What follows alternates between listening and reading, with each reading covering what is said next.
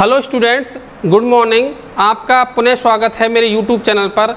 और आज की क्लास में हम बात कर रहे हैं एनाटॉमी ऑफ मोनोकोट स्टेम की, अर्थात एक बीजपत्री तने की आंतरिक संरचना की। आइए शुरू करते हैं।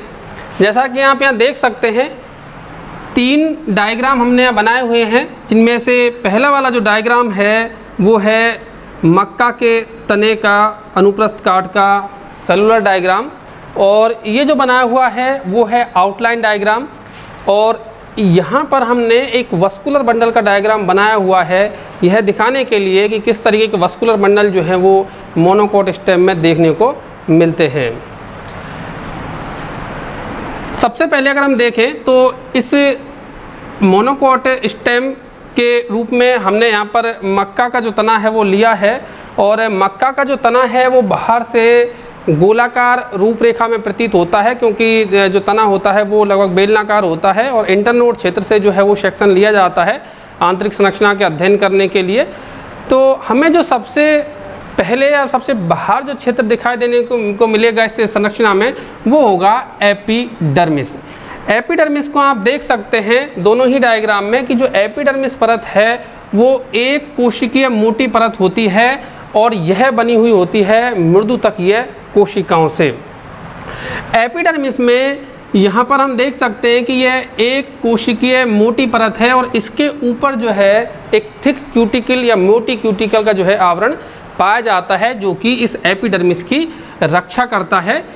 इस एपिडर्मिस की जो कोशिकाएं होती हैं उनमें अंतर कोशिकीय अवकाश का अभाव पाया जाएगा, अर्थात इंटरसेलुलर स्पेस जो रहते हैं यहाँ पर एब्सेंट रहेंगे, और इसकी जो कोशिकाएं हैं वो कॉम्पैक्टली अरेंज रहती हैं, और यहाँ पर हमें जो रंध्र हैं वो भी या तो दिखाई नहीं देंगे या फिर संख्या में बहुत कम जो है यहाँ पर मिलते हैं। क्यूटिकल की बात करें तो यहाँ पर देख सकते हैं कि आप एक मोटी क्यूटिकल जो है वो पाई जाती है। एपिडर्मिस जो है यह इसका सबसे बाहरी आवरण बनाती है, और साथ ही साथ इस एपिडर्मिस की जो कोशिकाएं होती हैं उनमें यहाँ पर कुछ मात्रा में रंध्र भी पाए जाते हैं, जो कि गैसों के आदान प्रदान में सहायता करते हैं। यहाँ पर डाइकोट स्टेम की तरह जो हेयर्स हैं वो आमतौर पर देखने को नहीं मिलते हैं, तो यहाँ पर आपको जो है हेयर्स जो है स्टेम हेयर्स दिखाई नहीं दे रहे हैं। एपिडर्मिस के बाद में जो हमारा दूसरा रीजन है वो है हाइपोडर्मिस या अधस्त्वचा। हाइपोडर्मिस जो है वो एपिडर्मिस के नीचे पाई जाती है, और मोनोकोट स्टेम में जो हाइपोडर्मिस होती है वो बनी हुई होती है स्क्लेरेन्काइमा कोशिकाओं से। आप ये देख सकते हैं कि ये जो कोशिकाएं हैं वो सभी स्क्लेरेन्काइमा कोशिकाएं हैं, और ये जो पूरा क्षेत्र है वो हाइपोडर्मिस का है। अर्थात हम कह सकते हैं कि जो हाइपोडर्मिस है वो मल्टी लेयर्ड स्क्लेरेन्काइमा सेल से बनी हुई होती है, अर्थात कहें तो इसकी 3 से 4 परतें कोशिकाओं की हाइपोडर्मिस में देखने को मिलती हैं, और यह हाइपोडर्मिस जो है वो है दृढ़तकीय कोशिकाएं या स्क्लेरेन्काइमा सेल से बनी हुई।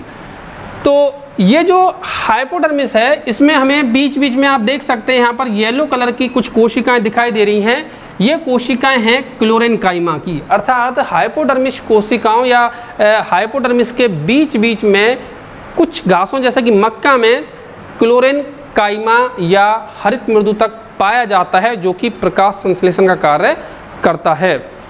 यहाँ पर आप डायग्राम में देखिए ये स्पॉट्स जो दिख रहे हैं, पीली कलर की जो कोशिकाएं दिख रही हैं, ये कोशिकाएं क्लोरेन्काइमा की कोशिकाएं हैं। यह हाइपोडर्मिस जो है वो पूरे तने में फैली रहती है, यहाँ तक कि आप ये देख सकते हैं जो बाहर के वस्कुलर बंडल्स हैं उन वस्कुलर बंडल्स भी इस हाइपोडर्मिस से जुड़े हुए होते हैं स्क्लेरेन्काइमा कोशिकाओं के माध्यम से।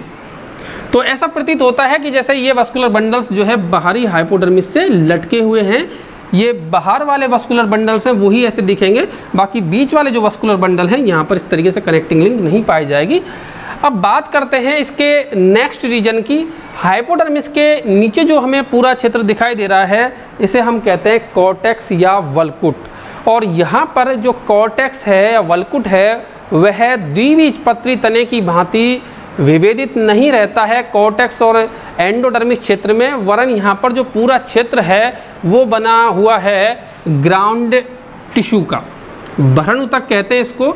यह भ्रूण ऊतक की जो कोशिकाएं हैं वह मृदुतकीय कोशिकाएं होती हैं, और ये कोशिकाओं की जो आकृति होती है वो लगभग गोलाकार आकृति की कोशिकाएं होती हैं, और इनके बीच में इंटरसेलुलर स्पेस पाए जाते हैं।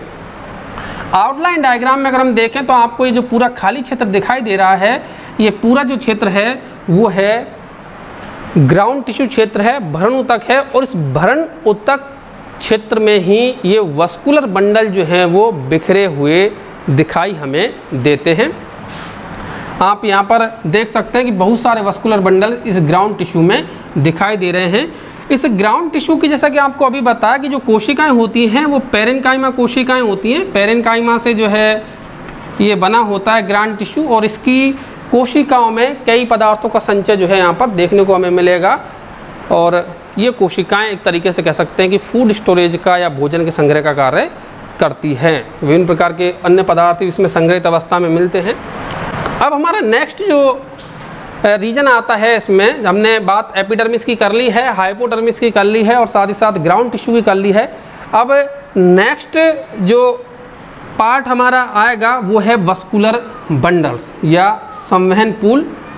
आप इस डायग्राम में देख सकते हैं कि आपको बहुत सारे संवहन पूल यहाँ पर दिखाई दे रहे हैं जो कि ग्राउंड टिश्यू में फैले हुए हैं। अर्थात हम ये कह सकते हैं कि एक बीजपत्री जो तना होता है, यहाँ पर वस्कुलर बंडल किसी निश्चित अरेंजमेंट में व्यवस्थित नहीं होते हैं, वरन यहाँ पर ग्राउंड टिश्यू के अंदर यह वस्कुलर बंडल फैले हुए होते हैं। इन वस्कुलर बंडल्स की अगर हम आकार की बात करें तो इस आकार में हमें यहाँ पर वेरिएशन देखने को मिलता है। बाहर के वस्कुलर बंडल जो होंगे, जो वस्कुलर बंडल हाइपोडर्मिस के पास में पाए जा रहे हैं, वो वस्कुलर बंडल आकार में छोटे होते हैं, और वो वस्कुलर बंडल जो केंद्र में पाए जाते हैं वह आकार में बड़े होते हैं। आप इस डायग्राम में देख सकते हैं सेलुलर वाले में कि जो बाहर वस्कुलर बंडल पाए जा रहे हैं इनका आकार जो है छोटा है, और जो परिधि से दूर अर्थात केंद्र की ओर जो वस्कुलर बंडल पाए जा रहे हैं वो आकार में बड़े दिखाई दे रहे हैं। तो इस प्रकार बहुत सारे वस्कुलर बंडल्स इस ग्राउंड टिश्यू में जो है हमें फैले हुए दिखाई देते हैं, और यह एक महत्वपूर्ण लक्षण है मोनोकोट स्टेम का। वस्कुलर बंडल्स की अगर हम स्ट्रक्चर की बात करें तो वस्कुलर बंडल्स के अगर हम सबसे बाहर देखें तो ये जो आपको कोशिकाएं दिखाई दे रही हैं ये निर्माण करती हैं बंडल सीट का या पूल आच्छद का। एक बीजपत्री तने के अंदर जो पूल आच्छद होती है या बंडल सीट होती है वो होती है स्क्लेरेनकाइमेटस, अर्थात ध्रुवतकीय कोशिकाओं से निर्मित यहाँ पर बंडल सीट जो है वो पाई जाएगी। आप इस डायग्राम में देख सकते हैं। साथ ही साथ हमने जो वस्कुलर बंडल का जो एक सिंगल डायग्राम लिया है एक वस्कुलर बंडल का, इसमें भी आप देख सकते हैं कि सबसे बाहर जो है हमें दिखाई दे रही है बंडल सीट, और यह बंडल सीट बनी हुई होती है स्क्लेरेनकाइमा कोशिकाओं से। आपको इसी वीडियो में पहले भी बताया था कि जो बाहर के वस्कुलर बंडल होंगे उनमें ये स्क्लेरेनकाइमा की जो कोशिकाएं हैं वो जुड़ी हुई होती हैं हाइपोडर्मिस से। तो इस प्रकार पूरा जो वस्कुलर बंडल है वो स्क्लेरेनकाइमेटस बंडल सीट से घिरा हुआ होता है। जाइलम फ्लोएम की बात करते हैं तो यहाँ पर हम देख सकते हैं कि जो प्रत्येक संवहन पूल है वो कंजॉइंट, कोलेट्रल और साथ ही साथ क्लोज टाइप का मिलेगा, क्योंकि यहाँ वस्कुलर बंडल्स में जो है एधा का अभाव पाया जाता है, और एधा का अभाव पाए जाने के कारण ये वस्कुलर बंडल कहलाते हैं क्लोज वस्कुलर बंडल। क्योंकि यहाँ पर हमें द्वितीयक वृद्धि भी सामान्य तौर पर देखने को नहीं मिलती है, इसलिए यहाँ पर एधा भी जो है वो नहीं पाई जाती है। वस्कुलर बंडल कंजॉइंट, कोलेट्रल और क्लोज होने के साथ साथ जो कंडीशन मिलती है जाइलम की एंडाज टाइप की मिलती है, अंत्यादिदारुक मिलेगी, अर्थात जो प्रोटोजाइलम होगा वो अंदर की ओर होगा और मेटाजाइलम जो होगा वो बाहर की ओर होगा। आप डायग्राम में देख सकते हैं कि जो प्रोटोजाइलम है वो मिलेगा अंदर की ओर, ये देखिए, और मेटाजाइलम जो मिलेगा वो बाहर की ओर मिलेगा, अर्थात परिधि की ओर मेटाजाइलम और सेंटर की ओर जो है वो प्रोटोजाइलम मिलेगा।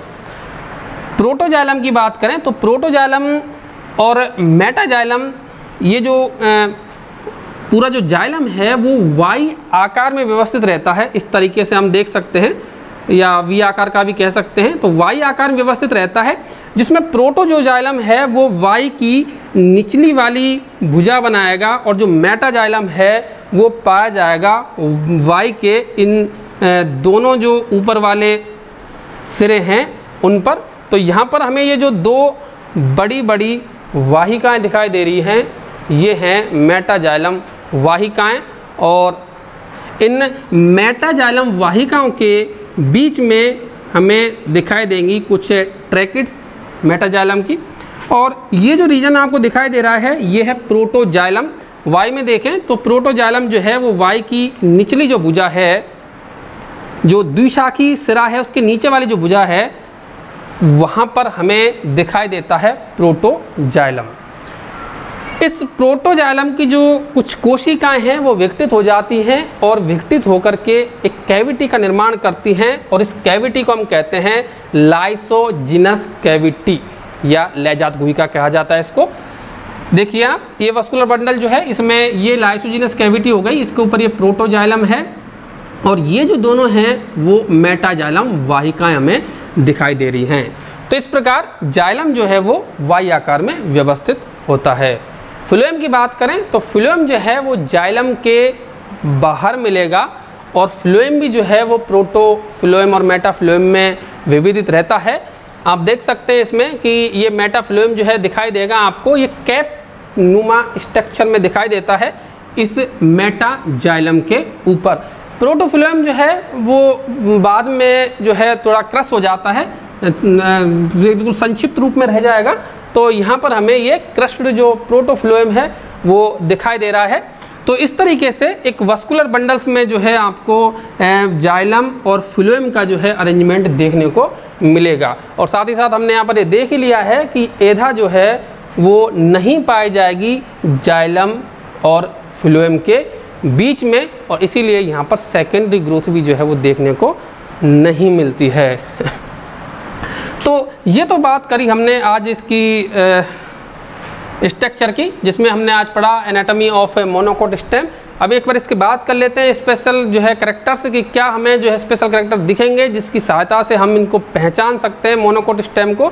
तो सबसे पहला जो कैरेक्टर्स आपको देखने को मिलेगा वो आप देखेंगे स्क्लेरेन्काइमेटस हाइपोडर्मिस, दूसरा देखेंगे आपकी ग्राउंड टिश्यू के अंदर फैले हुए वस्कुलर बंडल, और प्रत्येक vascular bundle conjoint collateral close एवं आपका दृढ़ तकीय पूलाच्छद से घिरा हुआ होगा, और इसमें एदा जो है वो नहीं पाई जाएगी। साथ ही साथ पूरे तने के अंदर जो है वो ग्राउंड टिश्यू पाया जाता है, ग्राउंड टिश्यू जो है पूरे तने के अंदर फैला हुआ दिखाई देगा। तो ये जो सभी लक्षण थे वो बनाते हैं अलग द्विबीजपत्री तने से एक बीजपत्री तने को। इसी के साथ हमारा ये वीडियो जो है समाप्त होता है। Thank you.